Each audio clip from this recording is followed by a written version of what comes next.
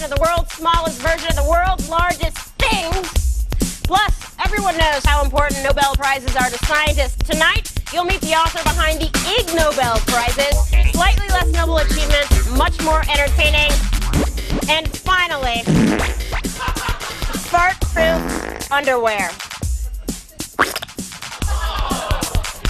Hey everyone, I'm Laura Swisher, and I apologize for what you just saw. Again, I'm sorry, and you're watching Unscrewed.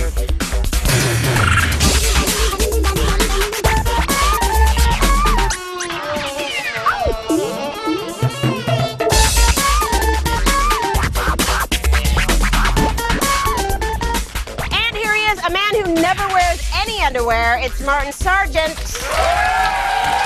How you doing, everybody? How you doing, everyone? Thank you so much for being here on Unscrewed. Thank you so much. Wonderful to have you there. Actually, I don't wear underwear in the conventional meaning of the term. I wear something more like I call it a restraining package, you know? What's it? Well, you know, I have no idea what that could possibly It's made out be. of animal fur and feathers and, you know, teeth. Just, you know, various things I kill up in my hunting lodge in the Adirondacks. You know where I wear sometimes instead of What's underwear? The club. Look at that. Yeah. That's good. Is that working out for you? Those things are tough to break into. Yeah, I just would never recommend putting badger fur up against your ball bag because, wow. That's what Grandma always told me. The chafing. That's what Grandma said. Let's do the show, shall we, Laura? Let's. Oh, hey there, little gamers. It's time to set aside your Xboxes. Set aside the Xboxes, and let's take the unscrewed Vespa for a spin, but make sure to look out for oil slicks, everybody, or you'll wipe out and maybe get a little killed. I'm television's Martin Sargent. Now, you may be wondering why the heck the Martin Sargent Theater is thick with the screams of ravens. Well, that's an easy one. See, that's enough with the raven already. Hold on. See, since last week, this entire television studio has been infested with them. Ravens everywhere. Yeah, I know what you're thinking. How strange, for ravens signify death, do they not? Yes, they sure do. Now, maybe there's a dead person under the floorboard somewhere, and the ravens are attracted by the faint smell of the body starting to rot. Could be. Or maybe ravens just like hanging out in crappy third-tier digital platinum plus cable television studios destined for foreclosure. But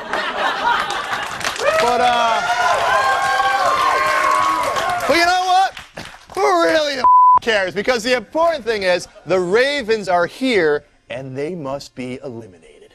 So thank God for internet, because I'll tell you, if you ever need to learn how to get rid of a whole crap load of ravens, internet is the place to go. To solve a raven infestation, the ultimate site is roguesci.org.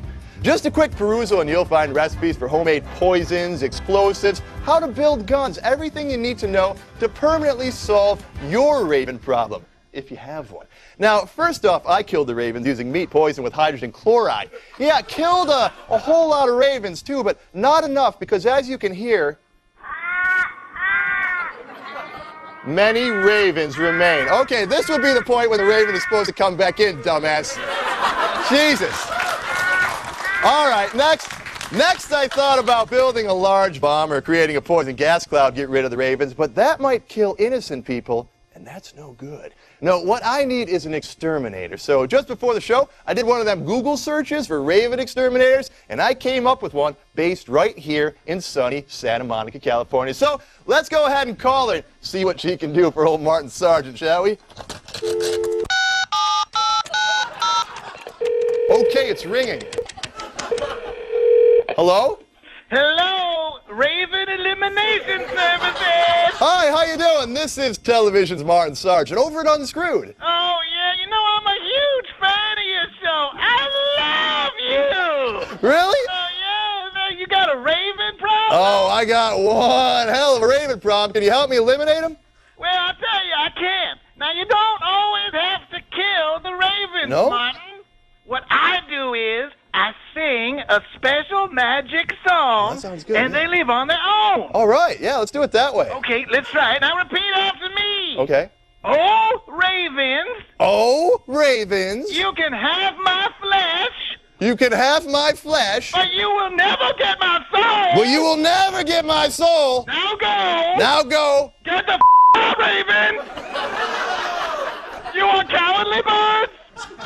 Get out! Get the F out! You are cowardly birds! Get the F out! Yeah, Mrs. Crackles, I think it worked! There's no more ravens! You're welcome. Thanks, Miss Crackles! Wow! How about that? Wow, save the day. Well, it looks like the internet has saved the day again. For without it, I never would have been able to find Mrs. Crackles and solve our raven problem. Thanks, internet. And also, I'd like to express a little gratitude to my assistant, Roderick, who recently found some web footage of Asian women with sweaty breasts eating soup. He can't swing a raven, but he can find that. Let's watch.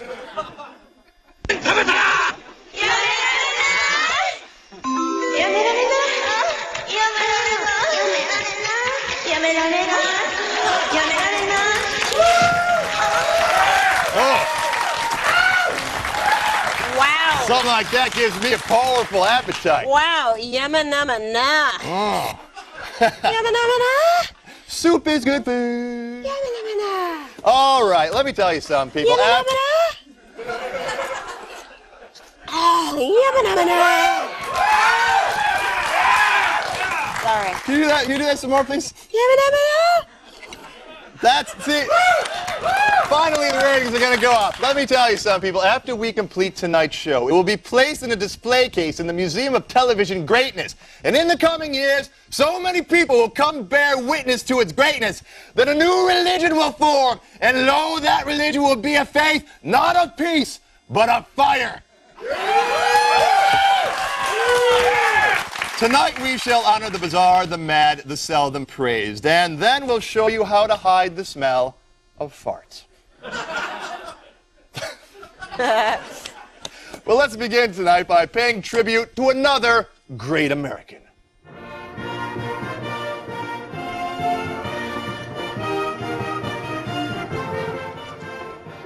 My heart swells with pride.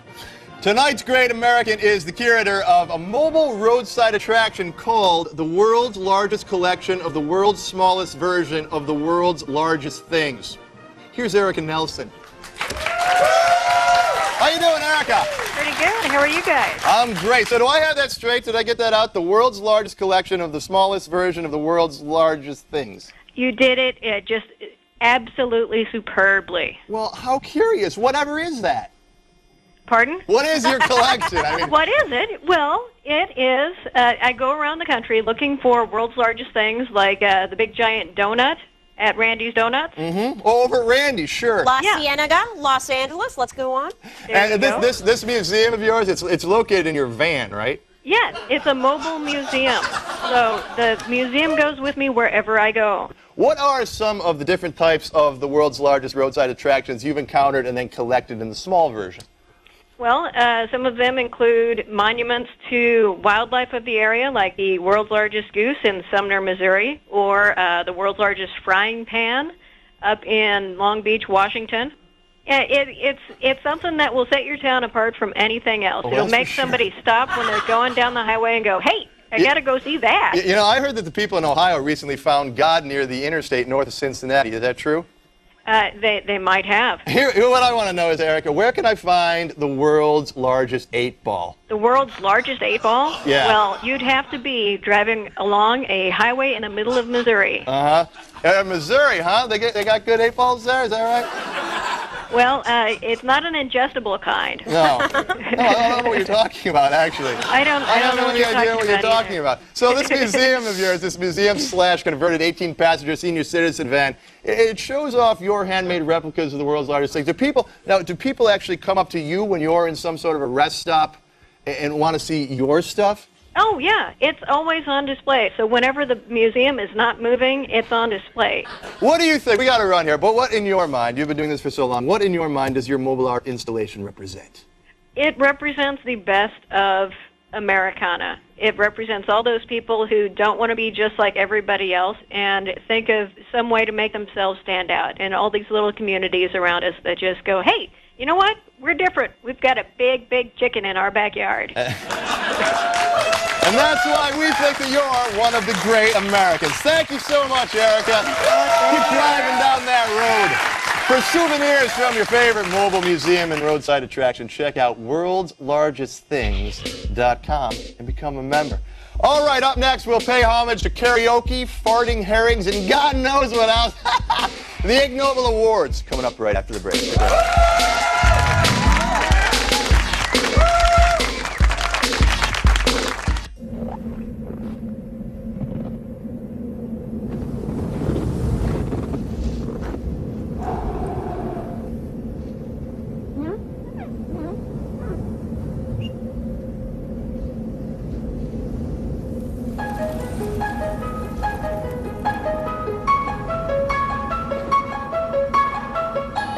Nintendo DS. Chat wirelessly, play wirelessly. Get freaked with the G-Spot every weeknight starting at 10.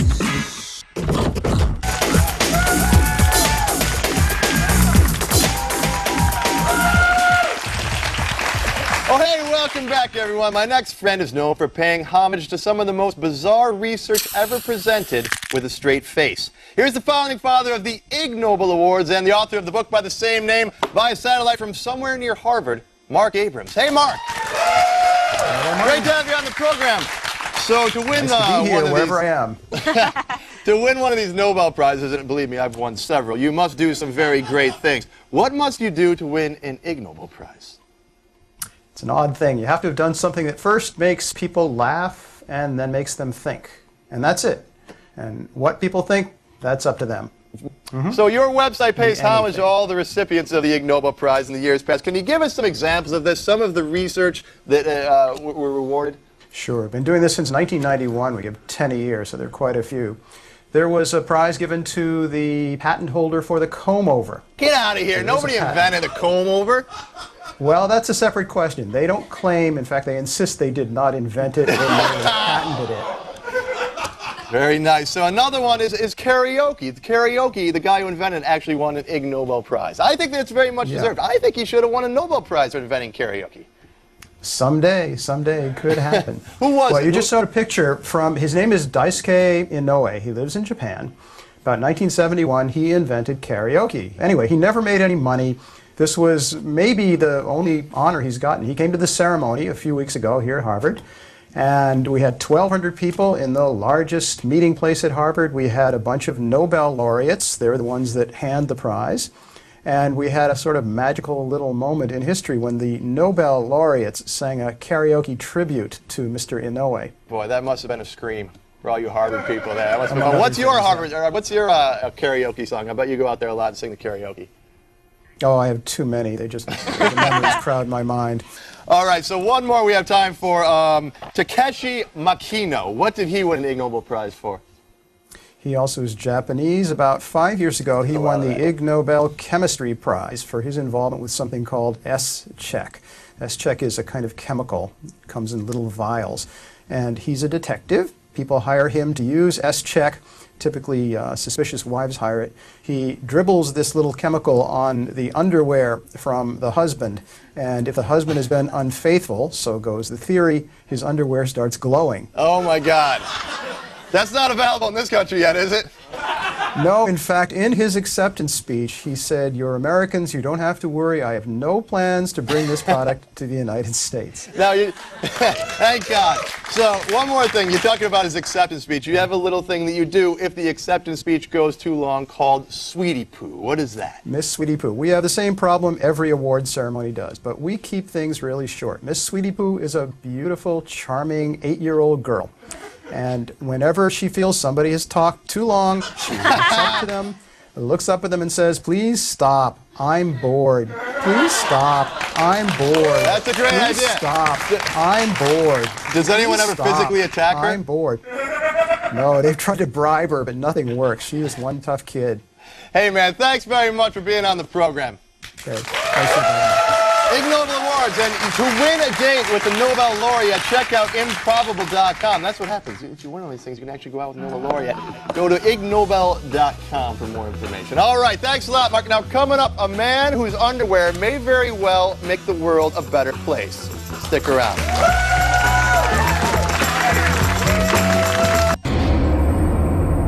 What if every choice you made change the way you look and how people see you? Would you forgo virtue and choose a wicked path? Become the very picture of evil?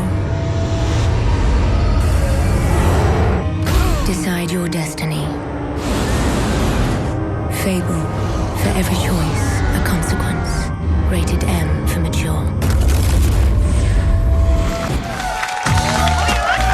All right, welcome back, everyone. You know how sometimes you're sitting in a production meeting for your TV show and you just lay out a real dirty, stank-ass... Well, never mind. My next friend is the recipient of an Ig Nobel Prize for an invention that can save us from future outbreaks. Here's Buck Weimer. How you doing, Buck? Good. Great to have you here on the program. Thank you very much. Yeah, thank you. So, you invented these things. It's underwear with some kind of a filtration system in there, right? Absolutely, yes. For farting. For farting. Whatever you want to call it. How much faith do you have in it? Because Joey, the intern, is sitting on the end of the couch over there, and he's basically been eating chili and drinking beer since about the time The Price is Right was on this morning. So it could be real bad. Does it work real well? Actually, I have total confidence, and the fact that I'm still in the same bedroom, in the same bed with my wife, and not him, I have total confidence in him. So that's how this started, because of your wife?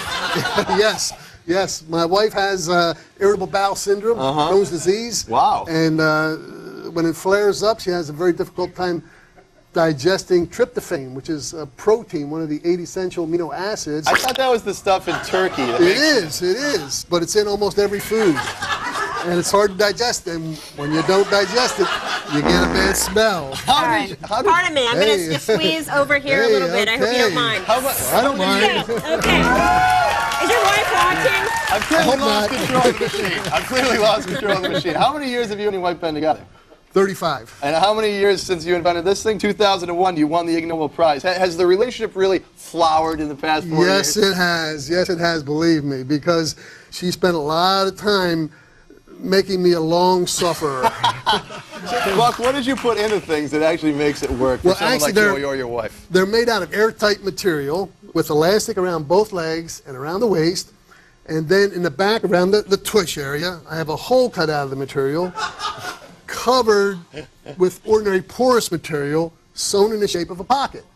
And then in the pocket, I have a replaceable filter that filters out the bad-smelling flatulence, but allows the non-smelling flatulence to pass through. If you got it real bad, how often you got to replace that filter? Not very scientific. Mine needs a change. Can you measure this really scientifically? Like, is there a smell meter or smellometer that you can use to really tell if it's working or not? Well, there are meters that are sensitive to hydrogen sulfide. What do you need a meter for? You're just really. Yeah, really.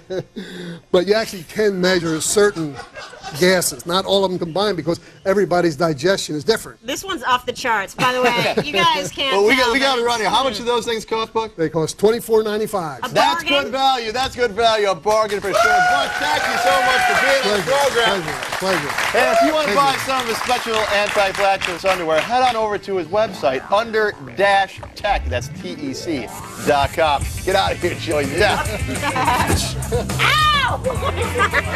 I hope we caught that on camera, just that. All right, after the break, we're going to check in with one of our oldest and most distinguished fans, film star and Halo 2 champion, Michael Caine. Don't miss it. But first, toss this on your brain.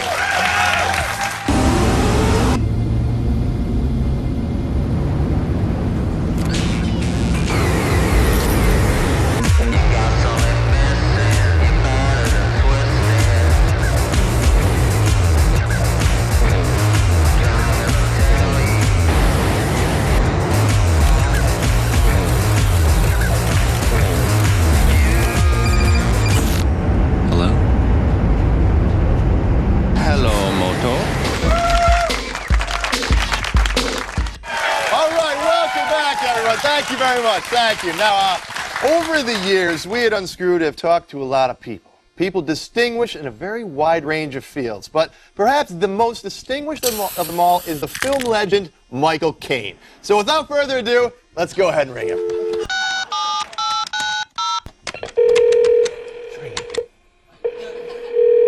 Hello? Hello. I'm Michael Caine. Oh, good. Mr. Caine. It's Martin Sargent, Unscrewed. Oh, yes. You know, I have been watching Unscrewed for months. And I must say, it was a little bit better at TechTV. What? In San Francisco. Well, what are you talking about? It just seems to me, and mind you, I'm just a casual observer, but it seems to me you're not having quite as much fun.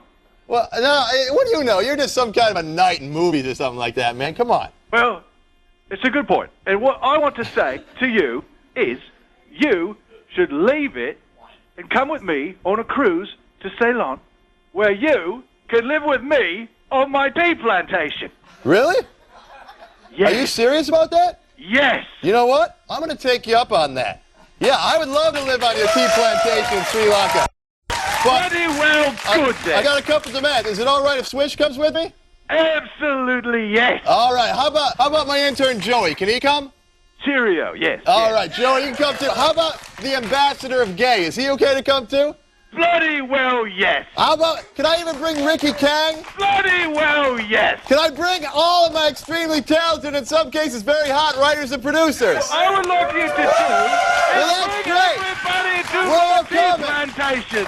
Fantastic then. Sorry, Unscrewed Army. You know, me and my whole staff, we're moving to Sri Lanka with Michael Caine. So we probably won't be on the TV anymore, but we'll be back maybe a little higher up on the dial down the road. We love you, and hopefully tonight we'll see you at the bar. Thanks for watching, everyone. I love you. Thanks so much.